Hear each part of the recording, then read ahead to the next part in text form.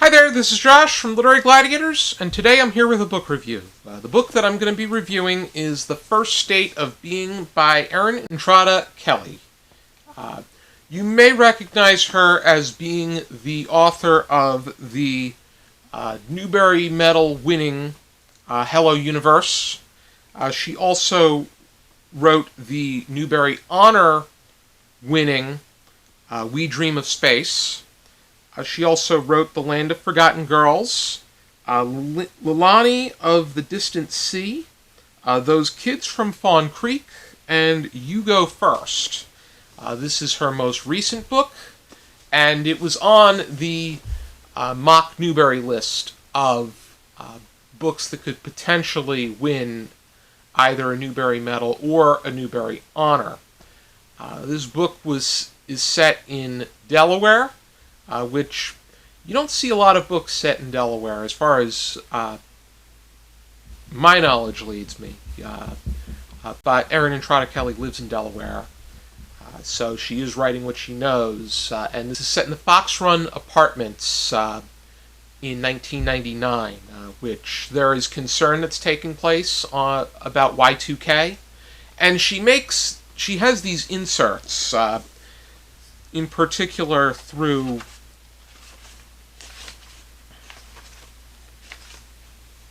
an important character in the piece that pertains to definitions of this and other things that are taking place in the current world. And she does a really good job laying things out, fleshing things out, being very creative with the ability to tell a story and craft a story. This is the map that she shares of the Fox Run Apartments.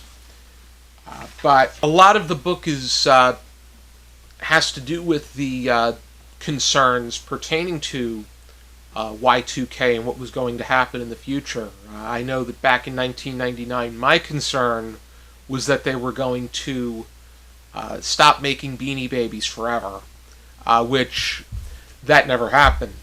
They rebooted, and it turns out that nothing happened at the turn of the millennium, and when it came to 2000, nothing major took place. But this particular book follows Michael Rosario, who lives in the Fox Run Apartments with his mom. And also living in the complex are his babysitter, Gibby, and the someone that bullies him by the name of BG. BG is also known as Billy Gibson, whereas Gibby is a nickname, as Gibby is BG's younger sister.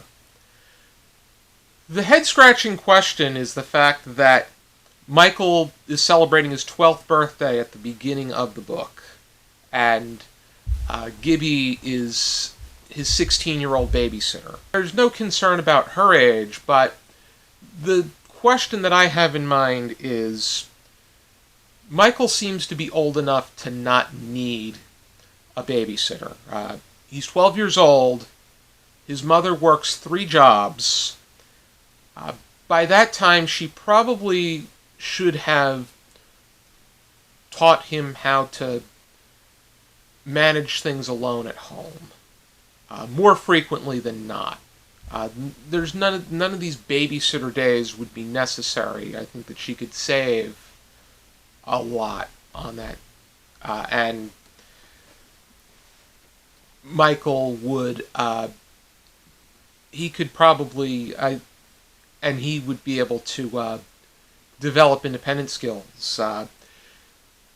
He does have some concerns, which we see right at the beginning of the book, because he's going to Super Saver and stealing groceries. In this case, it's canned peaches, because he's looking to stock up on an emergency pantry just in case Y2K is this drastic event. And the other thing that I scratched my head at is BG is 19 years old. Why is a 19-year-old who is an adult pushing around a 12-year-old? But as far as Michael and Gibby's relationship is concerned, Michael has a bit of a crush on her. Even though I think that it probably would have been more beneficial to have her living next door to him, and then they have a more neighborly relationship rather than a guardian-based relationship.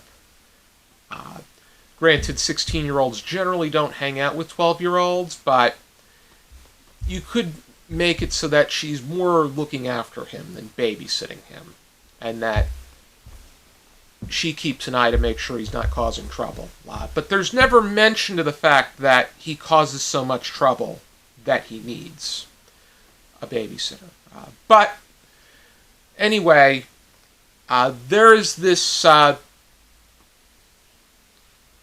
you also have Mr. Mosley does maintenance work in the apartment complex, and then suddenly this strange individual makes his way into their complex, and they wonder who he is and where he came from, and it turns out that his name is Ridge, and he comes from 200 years from the future, and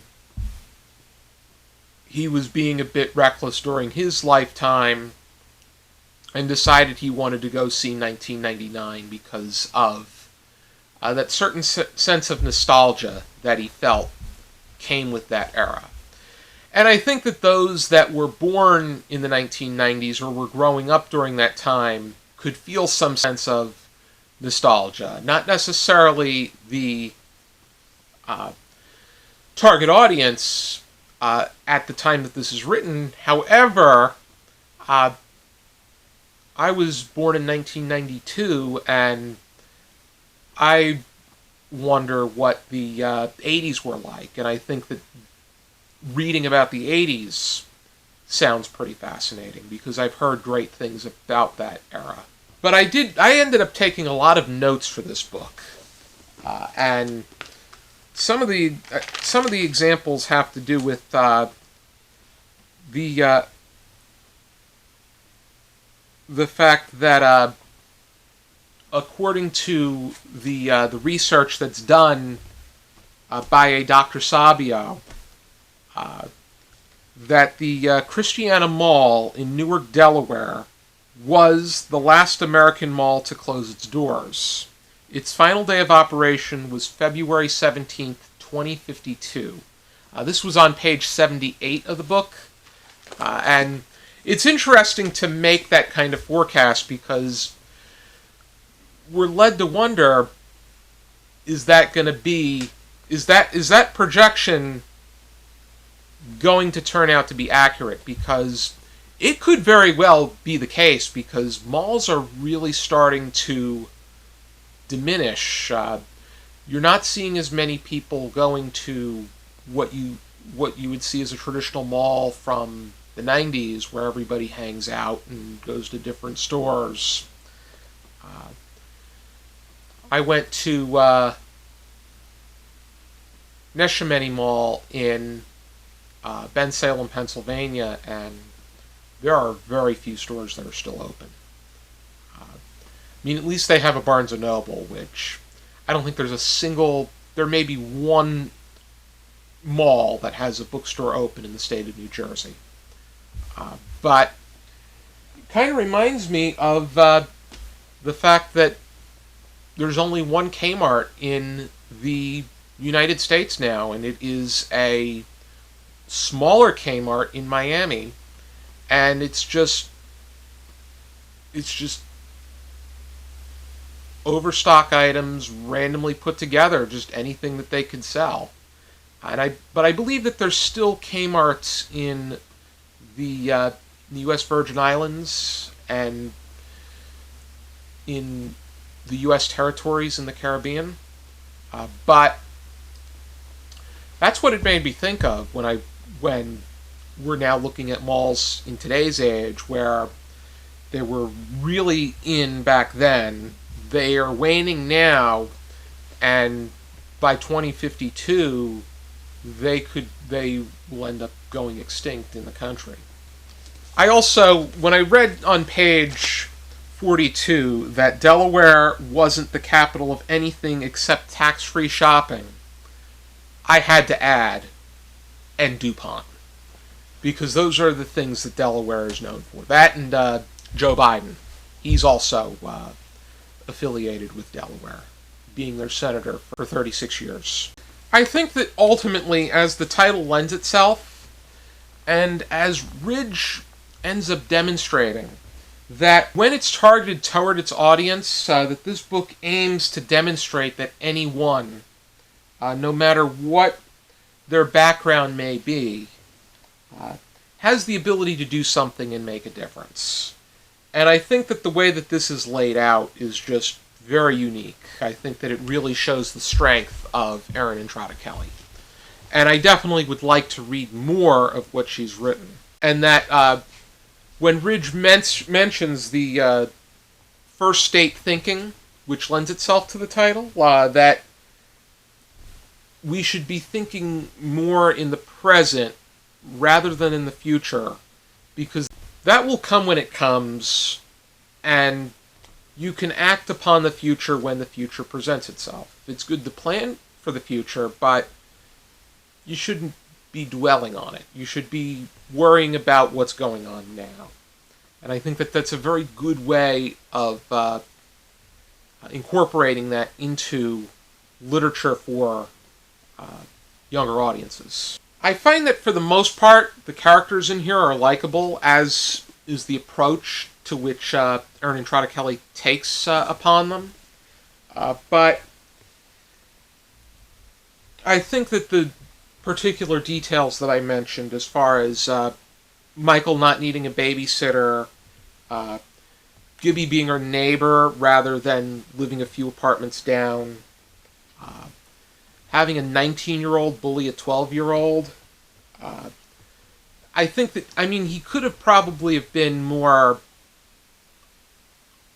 hard, but not necessarily a bully. Because if he's physical enough, that would be child abuse, and it leads to much harsher consequences for somebody like him. As the book is written, this covers from August 17th to August 26th of 1999.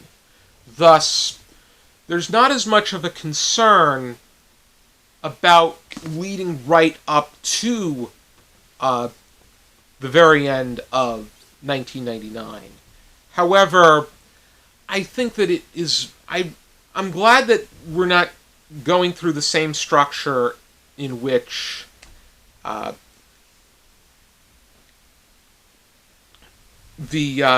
we're going right down to a countdown and everything is... because I think that this takes a different direction from what we're used to, because the intensity and the suspenseful